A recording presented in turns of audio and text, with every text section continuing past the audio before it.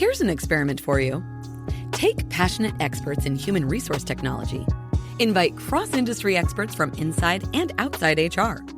Mix in what's happening in people analytics today. Give them the technology to connect. Hit record. Pour their discussions into a beaker. Mix thoroughly, and voila! You get the HR Data Labs podcast, where we explore the impact of data and analytics to your business. We may get passionate and even irreverent, but count on each episode challenging and enhancing your understanding of the way people data can be used to solve real-world problems. Now, here's your host, David Turetsky.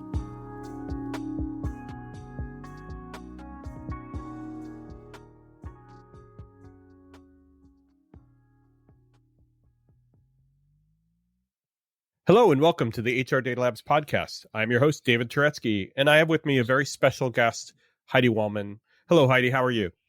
I'm great. How are you today? Very good. For those of you who don't know Heidi, she's been with Canyon Ranch Human Resources for nearly 30 years with a laser focus on HR information systems. And I know, Heidi, you have a special passion around HRIS. What is it? I do. I'm really passionate about HR analytics and being able to provide metrics to colleagues within our company. And a lot of that is thanks to you and your direction. Oh, thank you very much. And you are also very passionate about something else, which is the Boston Red Sox. I am. Even though it wasn't a great year, I'm still a fan. I think we all feel that way for our home teams. One thing that I know about Heidi that now you will know is that she dreams of building a tiny house somewhere and being able to continue to work remotely from the tiny house in various parts of the country. Heidi, that's so cool. I wish I had a tiny house too. Yeah, I think that would be a great way to see the country and get your work done all at the same time.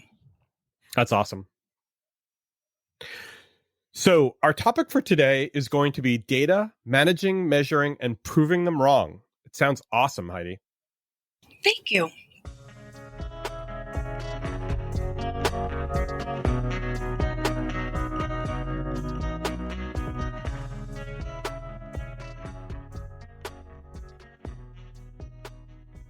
Our first question, Heidi, is with over 1,400 employees across 4 properties around the world, how can you possibly keep all that data clean? Hey, everybody. Got a quick question for you. Is your job easy, stress-free, and full of rainbows and sunshine every single day? Yeah, I'd say that's a big fat no. Hi, I'm David Noe, host of Speakeasy HR, presented by Payroll Partners, and proud to be part of the Work-Defined community. Take a step down into my Speakeasy live on LinkedIn and YouTube, where we tackle HR and business challenges through raw, uncut, unfiltered conversations. This is HR like you've never heard it before. Bold, real, and full of practical takeaways. Real guests, bold insights, authentic conversations that drive change. Catch every episode on demand through your favorite podcast platform or all the content at speakeasyhr.com. Well, it's interesting because in your first podcast, you were talking about, some different options and making sure data is kept up to date. One of the ways that we do this is allowing employee self-service.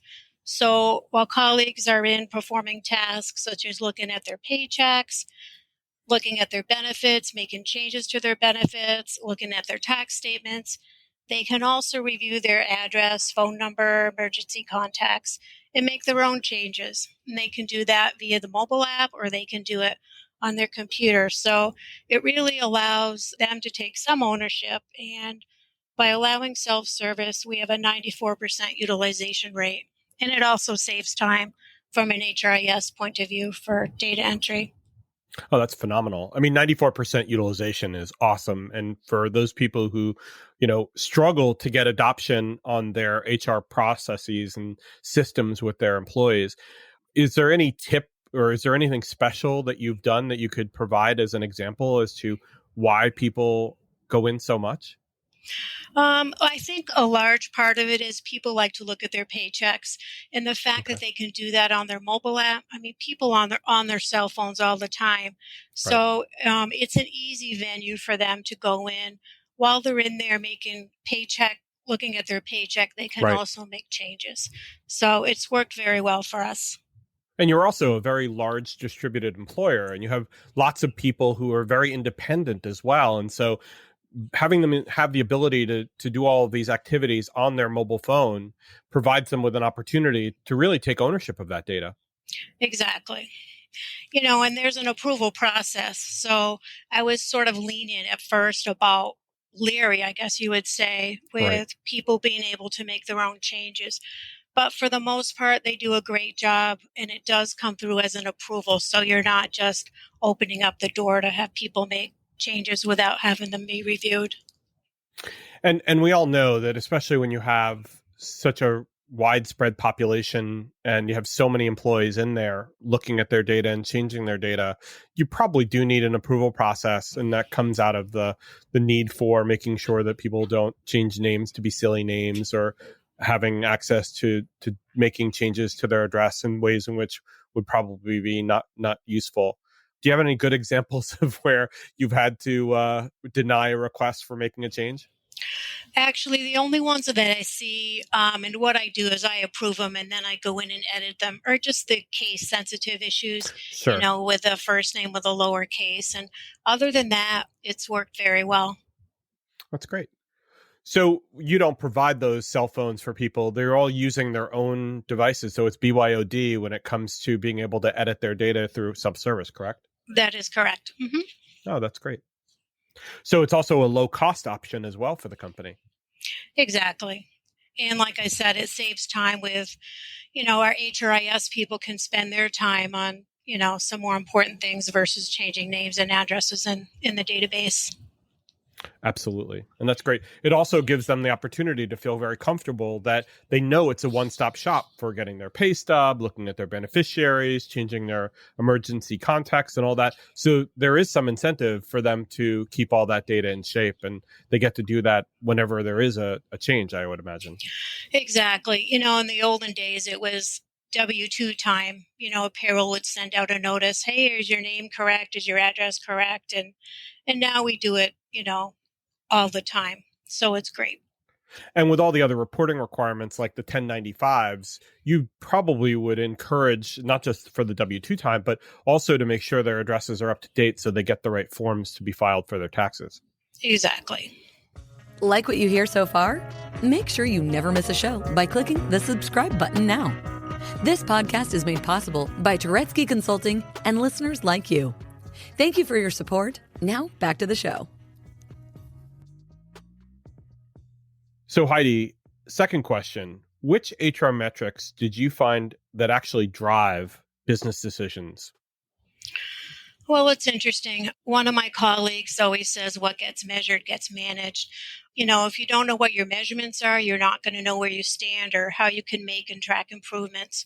One of the analytics that we took a look at was our new hire turnover percentages. Ours was pretty high when we looked at it. So as a result of that, we decided to revamp our entire interviewing process, and we created a new program. It's actually called Talent Finders, where we incorporate peer interviewing, behavioral-based interviewing. And as a result of that, we made some pretty significant improvements in our new hire turnover. I think we're down to about 13% for our new hire turnover, just making that one change with interviewing. Oh, that's amazing. And what it did was you looked at the numbers, you saw that there were problems with a particular group, or in this case, you were talking about new hires. And you said, well, that's a lot of money that transitions out the door. If we hire somebody and they don't stay on for at least that full year, we're not getting that ROI back on that person. And so you put in place things that were enabling you to make sure that you could save money on that person leaving, but also that you're finding the right fit for your organization, right? Exactly. And how did that change help the people, not only the managers, but the people around those people that were brought in? I mean, especially if they were getting the chance to interview them as part of the peer interviews. Exactly. Well, I think it made them feel part of the process. And, they know the job better than the manager. They're actually doing the job and doing the tasks. So it's nice to get them involved and give them a sense of having some kind of say in who their colleagues are. Yeah, that's great. And I would imagine that having all of those changes to the onboarding process made it better for that person coming on board too. They kind of got to know the people, they got to know the process a little more, and they felt more comfortable coming in the door. They probably knew a little bit more about the culture of Canyon Ranch. Exactly. Exactly correct. So that was a great example. Do you have any other good examples of other metrics that you have found had some resonance from your colleagues and from your clients inside Canyon Ranch? One of the ones we look at quite often is our turnover numbers, and we try to provide data to our managers, whether it be exit interview data or actual turnover percentages, just to try to drill down and figure out why people are leaving and try to make improvements there. It's been sort of difficult these days with colleagues being furloughed Sure. and all of that. The workforce is changing. But we're really trying to drill down and capture actual reasons and why people are leaving, get some better information. Yeah, I mean, if people have heard some of the earlier episodes, we've talked a lot about that, about being able to understand the process that's being used to collect the data and make sure that the process is serving the purposes of the analytics. So if you're talking about turnover reasons, if you haven't gone back to the collection point of the process and looked at your turnover reasons, then the results coming out of that are going to be poor. And you're not going to be able to make any headway understanding what's going on in turnover, because the reasons aren't going to tell you why. That's right.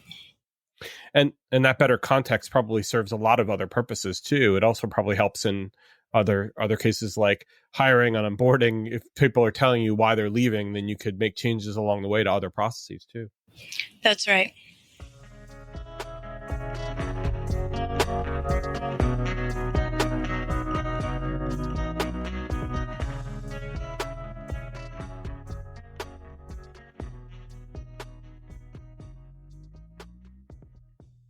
So, third question for you, Heidi. When you say proving them wrong, what exactly do you mean by that?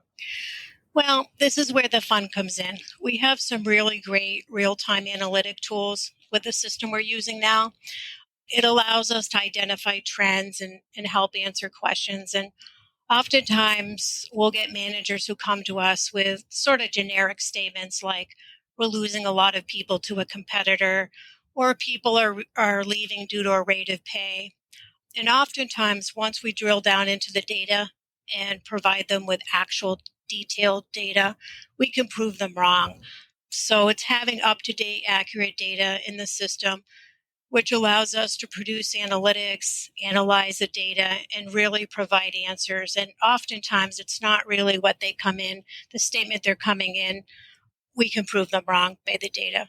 That's great. I imagine that you've become kind of a consultant to them as well when you're able to give them back answers that may not be exactly what they've asked for, right? Correct. Yes. Can you give me any examples of the kind of pushback and the way in which some managers may react to you?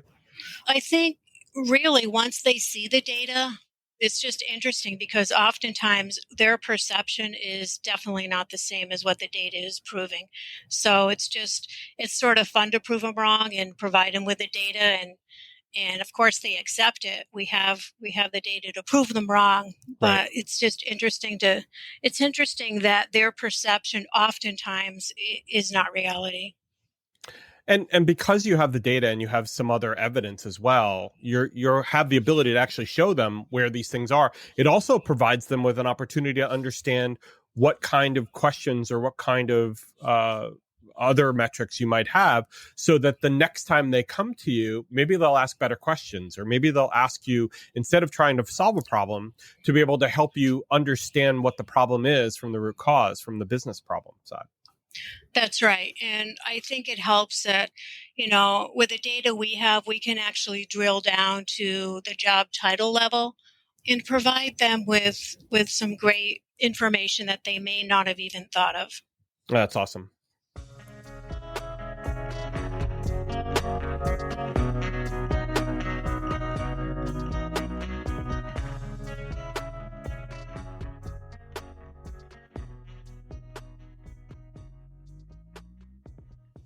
So in summary, Heidi, we've talked about three things. First of all, we talked about employees really owning their data, and that really frees up HRIT to allow themselves to do other things like become consultants to their colleagues and to their clients. And by also having the employee have access to their data, they have really a one-stop shop where they can see things about things like their W-2 or their dependents. And it doesn't have to come to the end of year for them to audit their own data. The second thing we talked about was you can't make improvements if you don't know your numbers. So really understanding your data, understanding the metrics, and then being able to help make improvements in how people do their work. And the third is never assume, always allow your data to provide the facts and to support your position so that you can really prove them wrong. And so any other things that you wanted to bring up from those three topics, Heidi? I mean, I was thinking about a quote that you used not too long ago, and the use of HR data needs to be thought of with kind of the art, not a science. We need to think of it as a way of being able to drive insight out of HR processes. So it's great to, have a system that's maintained and up to date, but using that data to, provide managers and the property with insights and how to better manage their people Sure. is huge. Yeah, sure. Absolutely. That's great. And thank you for using the quote. You're welcome. So thank you so much, Heidi. You've been wonderful to have as a guest. Hopefully you can come back and speak more at some other point. Thank you very much. And thank you, everybody, for listening. We appreciate you joining yet another HR Data Labs podcast.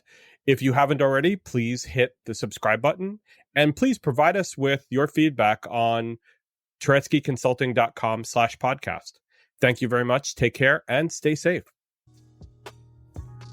That was HR Data Labs.